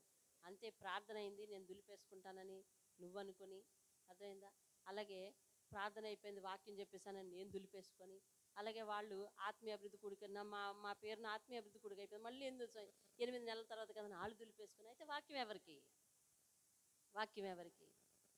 మన మనోభీష్టాన్ని కొనసాగించడానికి కాదు మనం దేవుని దగ్గరికి వచ్చింది, దేవుని ఇష్టాన్ని నెరవేర్చడానికి రావాలి. లేదు, ఎందుకు వచ్చినా కానీ ఆయన అభీష్టంనే నెరవేర్చాలి. దేవునికి స్తోత్రం కాదు. హల్లెలూయా. మాట విను, ఆయన మాట ప్రకారం ఆయన మనసుకు నచ్చినట్టుగా ఉంటే నీకు దీవెన. లేకపోతే దీవెన లేదు. రైట్, వినండి ఇంకను. 7వ వచనం, అతడు దౌర్జన్యం పొందిన బడినను అతడు నోరు తెరవలేదు. వధకు తేబడి గొర్రెపిల్ల బొచ్చు కత్తిరించి వాని ఎదుట గొర్రెపిల్ల మౌనంగా ఉండినట్లు అతడు నోరు తెరవలేదు. అన్యాయపు తీర్పు పొందినవాడై అతడు కొనిపోబడిన. ఏ తీర్పు పొందాడంటండి? అన్యాయపు తీర్పు పొందినవాడై. దేవుని స్తోత్రం కలుగునుగా. దయచేసి ఇదంతా ఏంటిది? ఇది చరిత్ర, ప్రవచనమా? ప్రవచనం. అది గుర్తుపెట్టుకోవాలి. ప్రవచనం. అన్యాయపు తీర్పు పొందినవాడై. ఒక మాట మీకు జ్ఞాపకం చేసి ఇక ముగిస్తాను, ఎందుకంటే సమయం అవుతుంది. అపోస్తల కార్యములు 8వ అధ్యాయం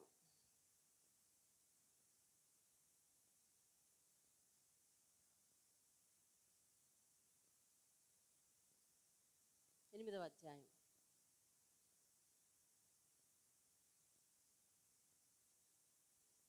చూడండి. 27వ వచనం నుంచి నేను చదువుతున్నాను, వినండి. 27వ వచనం. మన ఎదుట 10 నిమిషాలు ఉంది, జాగ్రత్తగా వినండి. 27వ వచనం. అప్పుడు ఐథియోపియుల రాణి అయిన కందాకే క్రింద మంత్రి అయి ఆమె యొక్క ధనాగారం అంతటి మీదనున్న ఐథియోపియుడైన నపుంసకుడు ఆరాధించుటకు యెరూషలేముకు వచ్చాడు. ఒక వ్యక్తి యెరూషలేముకు వచ్చాడు. అది అర్థమవుతుంది కదా, రైట్. ఇంకా వాళ్ళ అడ్రస్లన్నీ మనకు అనవసరం. ఒక వ్యక్తి ఎక్కడికి వచ్చాడండి? యెరూషలేముకు వచ్చాడు. 28వ వచనం. అతడు తిరిగి వెళ్ళుచు తన రథము మీద కూర్చుండి ప్రవక్త అయిన యెషయా గ్రంథం చదువుచుండెను. తిరిగి వెళుతూ ఏం చదువుతున్నాడండి? ప్రవక్త అయినా రెస్పాండ్ అవ్వాలి. ఎవరు చదువుతున్నారు? అతడు. ఏమండి, అప్పుడు 29వ వచనం. అప్పుడు ఆత్మ ఫిలిప్పు అనే యేసు శిష్యునితో ఫిలిప్పు అనే శిష్యునితో ఆత్మ మాట్లాడుతుంది. ఏమని? ఫిలిప్పు, నీవు ఆ రథం దగ్గరకు పోయి ఆయన్ని కలుసుకో. ఎవరిని? ఆ ఐథియోపియుడిని కలుసుకో అని చెప్తుంది, ఫిలిప్పుకి చెప్తుంది. అప్పుడు ఫిలిప్పు సేవకుడు అన్నమాట. అతడేం చేస్తున్నాడంటే, ఫిలిప్పు అతని దగ్గరకు పరిగెత్తుకొని పోయి అతడు ప్రవక్త అయిన యెషయా గ్రంథం చదువుచుండగా విని, చదువుతుండగా వింటాడా చూస్తాడా? చదువుతుండగా ఏం చేశాడంటండి? అంటే ఆయన ఎలా చదువుతున్నాడు? బయటికి చదువుతున్నాడు. అదేదో పెద్ద జనరల్ నాలెడ్జ్ బిట్లాగా అలా ఉండిపోతారు ఏంటండి? చదువుతుంటే వింటున్నారంటే ఎక్కడ చదువుతున్నాడండి? బయటికి చదువుతున్నాడు. దేవుని స్తోత్రం కలుగును. దేవుని వాక్కు బిగ్గరగా చదవాలా. దేవుని స్తుతి బిగ్గరగా చేయాలి. గొనుక్కున్నట్టు చేయకూడదు. మీరు ఇంట్లో కోపం వస్తే కేకలు ఎట్లా వేస్తారు చెప్పాలి? ఏం మీరు నవ్వుతారు? వాళ్ళు వేయరేనా? వాళ్ళు ఎక్కువ వేస్తారు కేకలు. మగవాళ్ళు మీరు ఎలా వేస్తారు చెప్పండి కేకలు? అదిగో, కోపం వస్తే కేకలు వేస్తున్నారా లేదా? వేస్తున్నారా? కానీ స్తుతి చేయమంటే, ప్రార్థన చేయమంటే పక్క స్తంభానికి వినిపించట్లేదండి. అసలు పక్క వ్యక్తికి వినిపించదు. నాకు ఇది చాలా బాధాకరంగా ఉంటుందండి ఎప్పుడు కూడా. ఈరోజు నేను ఈ సందర్భంలో మీరు నవ్వుతున్నాను, నేను నవ్వుతున్నాను. చాలా బాధాకరంగా ఉంది. ఎందుకంటే చేయవలసిందేమో బిగ్గరగా లేదు, చెయ్యలేనిదేమో బిగ్గరగా ఉంది. చూసావా? ఆ కేకలు వింటే అందరి దగ్గర పరుగు పోయి ఎందుకు? ప్రార్థన చేస్తే పరలోక దేవుడు కదిలే. ఇది బిగ్గరగా చేయవలనా, అది బిగ్గరగా చేయవలనమ్మా? ఇది బిగ్గరగా చేయాలి. ప్రార్థన చేయమంటే ఆ పక్క వ్యక్తికి తెలియట్లేదు. ఎవరినైనా పొరపాటున నేను ప్రార్థన చేయమంటే నేను ఇంకో మనిషిని పెట్టుకుంటున్నాను ఆ పక్కన, అయిపోతే చెప్పు అని. ఎందుకంటే ఆ పక్క వ్యక్తికి తెలియాలి ఆమెనని ఎప్పుడు అంటున్నారో. లేకపోతే నేను కూడా పోయి వాళ్ళ దగ్గర ఉండాలి. ఇలా చేపెట్టి ఆలోచించాలి. ఆమెన్ అంటే అప్పుడు అయిపోయినట్టు. అర్థమైందా? అలా ఉండొద్దు, అసలు అలా ఉండొద్దు. దయచేసి ఈ సందర్భంగా మనం విన్నాం కదా, ప్రార్థన ఎట్లా చేయాలా? గట్టిగా చేయాలి. స్తుతి ఎట్లా చేయాలా? గట్టిగా చేయాలి. దేవుని వాక్ ఎట్లా చదువుకోవాలా? గట్టిగా చదువు. మీ ఇంట్లో చంటి పిల్లలు ఉన్నారు, లేకపోతే ఎక్కువ మంది ఉన్నారు అనుకోండి, అప్పుడు లేదంటే గట్టిగా చదువు. చదివే నీకు వినేవారికి కూడా ఒకేసారి పరమార్థం. దేవుని స్తోత్రం కదా. రథంలో కూర్చొని ఎట్లా చదువుతున్నాడంటండి? గట్టిగా చదువుకుంటున్నాడంట. చదువుకుంటుంటే ఈయన విన్నాడు. విని నీవు చదువుతున్నది గ్రహిస్తున్నావా అని అడిగాడు. ఏమడిగాడండి? నువ్వు చదువుతుంది నీకు అర్థమవుతుందా అని అడిగాడు. నువ్వు చదువుతుంది నీకు అర్థమవుతుందా అని అడిగాడు. అతడు ఎవడైనాను నాకు త్రోవ చూపకుంటే ఎలాగూ గ్రహించాలి అని చెప్పి రథం ఎక్కి తనతో కూర్చుండమని ఫిలిప్పును వేడుకొనెను. ఇది కింద నుండే విన్నాడు అన్నమాట. చూసావా? విని రా బాబు నా దగ్గర కూర్చో. చూసావా? లేఖనాలు నువ్వు చదువుకుంటే చదువుకోవచ్చు, కానీ నీకు అర్థం చెప్పేవాడు ఖచ్చితంగా ఒకడు ఉండాలి. అతడే దేవుడు పంపిన సేవకుడు. దేవుని స్తోత్రం. హల్లెలూయా. ఇంట్లో కూర్చుంటే ప్రార్థన చేసుకోకూడదా? ఇంట్లో కూర్చుంటే వాక్యం చదువుకోకూడదా? ఇంట్లో కూర్చుంటే మందిరానికి వెళ్ళినట్టు కాదా? ఏమండి, మనం ఇంట్లో ప్రార్థన చేసుకోకుండా వెళ్ళట్లేదా? అక్కడికే వెళ్ళి చేయించుకోవాలా? ఏవేవో రీజన్స్ కదా, ఎన్నో రీజన్స్. మీ ప్రతి ఫిలాసఫీకి అదే అంటే నేనంట, మీ ప్రతి ఫిలాసఫీకి ఇక్కడ ఆన్సర్ ఉంది, బైబిల్లో ఆన్సర్ ఉంది. కాకపోతే నాలాంటి అజ్ఞాని దేవుడు మాట్లాడితేనే కానీ నోరు మెదపదు. అంతే. నాలాంటి అజ్ఞాని దేవుడు మాట్లాడితేనే కానీ నోరు మెదపదు. దేవుడా నువ్వే మాట్లాడంట, అంతే. దేవుని స్తోత్రం కలుగును. నేను చదువుతున్నాను కానీ ఎవరో ఒకరు త్రోవ చూపకపోతే నాకు ఎట్లాగ అర్థమవుతుంది అంటున్నాడు. దేవుని స్తోత్రం కలుగును. లేఖనాలలో నుంచి దేవుని దగ్గరకు త్రోవ చూపేవాడు సేవకుడు. అది ఏంటమ్మా? లేఖనాలలో నుంచి దేవుని దగ్గరకు త్రోవ చూపేవాడు సేవకుడు. దేవునికి స్తోత్రం కలుగును. ఈ మాట గుర్తుపెట్టుకోండి. లేఖనాలలో నుంచి దేవుని దగ్గరకు త్రోవ చూపేవాడు సేవకుడు. దేవునికి స్తోత్రం కలుగును. ఆ రైట్ వినండి. అతడు ఎవడైనాను నాకు త్రోవ చూపకుంటే ఎలాగూ గ్రహింపగలనని చెప్పి రథం ఎక్కి తనతో కూర్చుండమని ఫిలిప్పును వేడుకొనెను. అతడు లేఖనమందు చదువుతున్న భాగం ఏదనగా ఆయన గొర్రెవలే వదకు తేబడెను. ఏ గ్రంథం చదువుతున్నాడండి? ఇందాక యెషయా గ్రంథం. యెషయా గ్రంథంలో ఏ పాట చదువుతున్నాడు? ఇదిగో ఈ పాట చదువుతున్నాడు. ఏమనంట? అతడు గొర్రెవలే వదకు తేబడెను, బొచ్చు కత్తిరించు వాని ఎదుట గొర్రె పిల్ల ఎలాగ మౌనముగా ఉండునో అలాగే ఆయన నోరు తెరవకుండెను. ఆయన దీనత్వమును బట్టి ఆయన ఆయనకు న్యాయ విమర్శ దొరకకపోయాను. ఆయన సంతానమును ఎవరు వివరించరు? ఆయన జీవం భూమి మీద నుండి తీసివేయబడింది. అదిగోండి ఆ కిందన వేరే అర్థం ఇచ్చినట్లుగా ఉంది. సజీవుల భూమిలో నుండి అతడు కొట్టివేయబడెను, అయినను అతని తరము వారిలో ఈ సంగతి ఆలోచించిన వాడు ఎవరు అని అక్కడ ఉంటుంది. అయితే వినండి, ఇతని దగ్గరికి వద్దాం. అప్పుడు నపుంసకుడు అనగా అంటే ఆ ఇథియోపియుడు ప్రవక్త ఎవరిని గురించి ఇలా చెప్తున్నాడు అడుగుతున్నాడు. ఎవరిని? ఫిలిప్పుని. ప్రవక్త ఎవరి గురించి చెప్తున్నాడు ఇలాగా? తన గురించి చెప్పుకుంటాడా? వేరొకరి గురించి చెప్తున్నాడా? దయచేసి నాకు తెలపవా ఫిలిప్పు గారు అని అడిగితే, అందుకు ఫిలిప్పు నోరు తెరిచి ఆ లేఖనమును అనుసరించి అతనికి యేసును గురించిన సువార్త ప్రకటించాను. దేవుని స్తోత్రం గారు. హల్లెలూయా. వారి త్రోవలో వెళ్ళుచుండగా నీళ్లున్న ఒక చోటకి వచ్చినప్పుడు నపుంసకుడు, ఇదిగో నీళ్లు, నాకు బాప్తిసం ఇచ్చుటకు ఆటంకమేమి అని అడిగి రథము నిలుపుమని ఆజ్ఞాపించి దిగిరి ఇచ్చును. చాలు చాలు. దేవుని స్తోత్రం కలుగును. హల్లెలూయా. ఏం జరిగిందండి అసలు? ఇదంతా ఎవరి గురించి రాయబడింది? యెషయా రాస్తున్నాడు కదా. యెషయా కోసం రాసుకున్నాడా లేకపోతే వేరెవరి కోసమైనా రాశాడా అని అడిగాడు. అడిగితే అప్పుడు యేసును గురించిన సువార్త ఆయనకు ప్రకటించాడంటే. ఏమని ప్రకటించాడు ఫిలిప్పు? ఏమని ప్రకటించాడంటే, యెషయా క్రీస్తు పూర్వం కొన్ని సంవత్సరాల క్రితం ఇది ప్రవచించాడయ్యా. ఈ ప్రవచనము ఇదిగో నిన్నగాక మొన్న సిలువ మీద చనిపోయిన యేసుక్రీస్తు ఉన్నాడే, అతడి గురించి ఇది.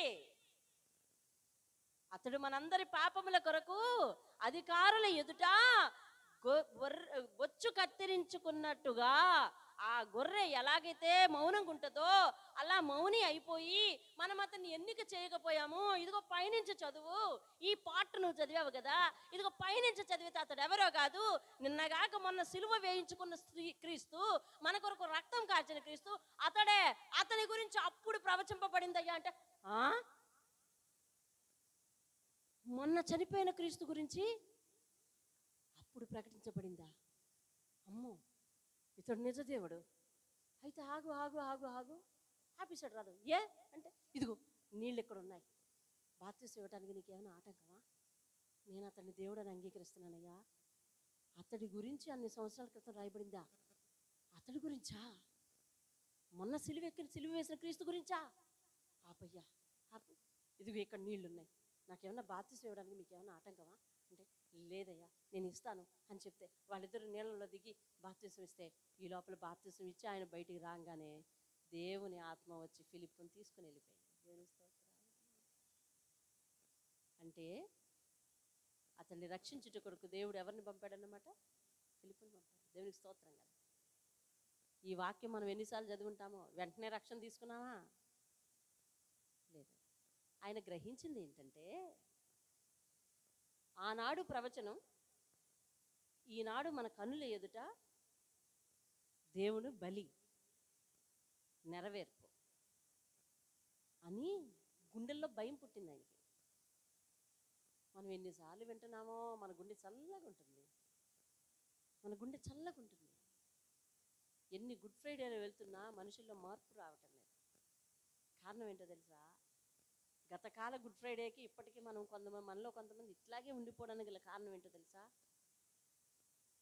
దేవాతి దేవుడు ప్రవచనాల సారంగా తెలిసి వచ్చాడు. తెలియకుండా హఠాత్తుగా శిక్ష వేయడం వేరు. తెలిసి శిక్ష భరించటం కోసం అసలు భరించి ప్రాణం పెట్టుటే పరమావధిగా వచ్చాడండి. అదే పని పెట్టుకుని వచ్చాడు. దేవుని స్తోత్రం కదా. హల్లెలూయా. నువ్వెందుకు పుట్టావో నేను ఎందుకు పుట్టామో ఇప్పటికీ మనకు అర్థం కావట్లేదు, కానీ యేసయ్య ఎందుకు పుట్టాడో ఆయనకు తెలుసు. బలి అవ్వటానికి. ఆయన పుట్టిన వెంటనే జానులు వచ్చి సాంబ్రాణి ఇంకా బోళము బంగారము తీసుకొచ్చారు. బంగారము ఆయన రాజుని తెలియచేస్తుంది. అర్థమవుతుందా? సాంబ్రాణి దేనిని తెలియజేస్తుంది? ఆయన పరలోకానికి అధిపతి, ఆయన గురించిన గొప్పతనాన్నే తెలియజేస్తుంది. కానీ అందులో బోళం ఉందే, అది చేదు. అనగా నీ జీవితంలో, నీ రాకలో, నీ యొక్క ప్రణాళికలో ఒక చేదు ఘట్టం ఉందని తెలియజేస్తుంది. ఆయన చనిపోవుటకే వచ్చాడు. ఆ మాట విని ఇతడు వెంటనే మారు మనసు వచ్చి ఆయనకి ఏమైందండి? బాప్తిసం తీసుకున్నాడు. దేవుని స్తోత్రం కలను. సరే, ఆయనకి మారు మనసు వచ్చి బాప్తిసం తీసుకున్నాడు. ఏమ్మా, మనమైతే మన యొక్క పాత జీవితాన్ని మాని కొత్త జీవితంలో కొద్దాం. ఇదొక బాప్తిసం కదా. దేవుని స్తోత్రం కలుగునుగా. హల్లెలూయా. అమ్మా, వింటున్నామమ్మా? మనము మన పాత జీవితాన్ని మార్చుకుని కొత్త జీవితాలను కొద్దాం. ఈరోజు ప్రార్థన పెట్టించుకుని ఇంటివారు మనం అందరం కూడా మన పాత జీవితాన్ని, పాత అశ్రద్ధని, పాత నిర్లక్ష్యాలు, పాత అనాసక్తత ఏమైనా ఉంటే వాటన్నిటిని విడిచిపెట్టేసి దేవునిలోనికి శ్రద్ధతో, ఆసక్తితో ఆయన రక్షణను అర్థం చేసుకుని బ్రతకాలి. దేవుని స్తోత్రం కలిగినగా. హల్లెలూయా. మోకరించండి, ప్రార్థన చేద్దాం. ఇంకనూ 53వ అధ్యాయంలోనే ఉన్నాం. ముత్యం లాంటి మాట. 4వ వచనం. 4వ వచనము కాదు, 5వ వచనం అండి. టిక్ పెట్టింది 5వ వచనం కనిపించింది. మన అతిక్రమములను బట్టి అతడు గాయపరచబడెను, మన దోషములను బట్టి నలగగొట్టబడెను, మన సమాధానార్థమైన శిక్ష, అది ముత్యం లాంటి మాట, మన సమాధానార్థమైన శిక్ష అతని మీద పడిన, అతను పొందిన దెబ్బల చేత మనకు స్వస్థత కలిగిందండి. అది మోకరించండి, ప్రార్థన చేద్దాం. ఇంకా మన ఎదుట 13 అధ్యాయాలు ఉన్నాయి, 12 దినములు ఉన్నాయి. ప్రార్థించండి. దీన్ని ఎలా దేవుడు కొనసాగిస్తాడో ఎరుగని పరిస్థితి అయింది.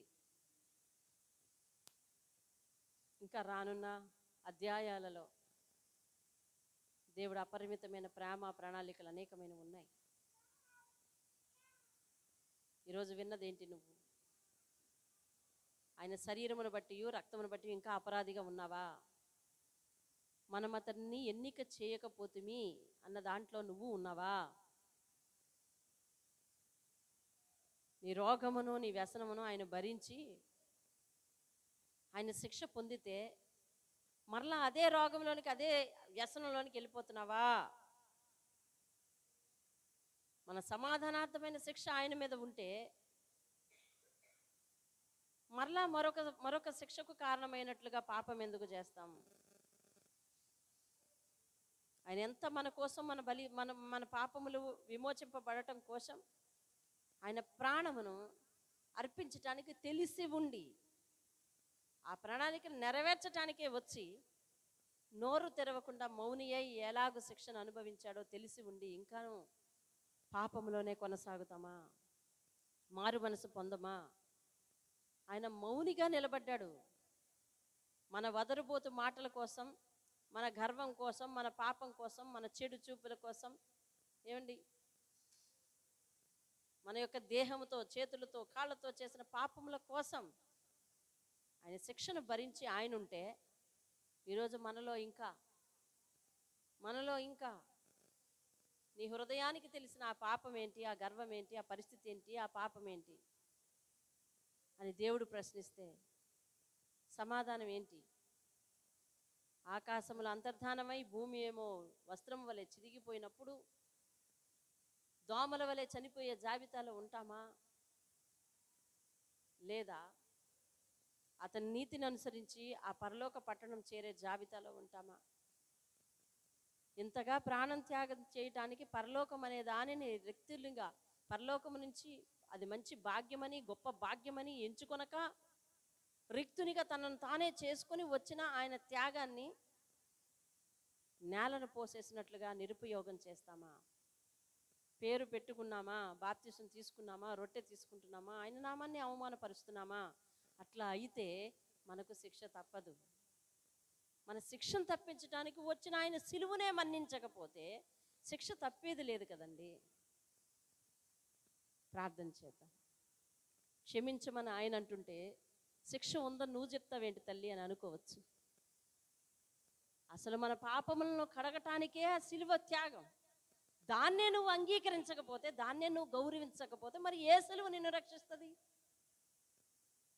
మరో సిలువ లేదు, మరొక క్రీస్తు లేడు. మరి అప్పుడు శిక్ష తప్పదు కదా. ప్రార్థిద్దాం. మహాగణుడైన మా తండ్రి, కూడి ఉన్న అందరితో కూడా మాట్లాడు. మీ త్యాగానికి తగినట్లుగా మేము బ్రతికి, నువ్వు పొందింది శిక్ష అని లోకం అనుకుంటుంది, కానీ ప్రవచనాల్లో సమాధానార్థమైన శిక్ష పొందుతాడని రాసి ఉంది. అయ్యా, ఇట్టి మాటలు విజ్ఞులు, జ్ఞానులు పట్టుకుని వారి పాండిత్యంతో అర్థం చేసుకుని నిన్ను దేవునిగా అంగీకరించుటకు సహాయం చేయండి. రక్షణ వారికి చేరువుగా ఉంచండి. సర్వలోక మానవాళి కొరకు నీవు చేసిన ఈ త్యాగం ప్రతి ఒక్కరికి వర్తింపచేసి మీ నామానికి మహిమ తెచ్చుకోమని, మహిమా ఘనత ప్రభావాలు మీరే పొందమని యేసు పరిశుద్ధ నామంలో అడిగి వేడుకుంటున్నాను పరమ తండ్రి. ఆమేన్.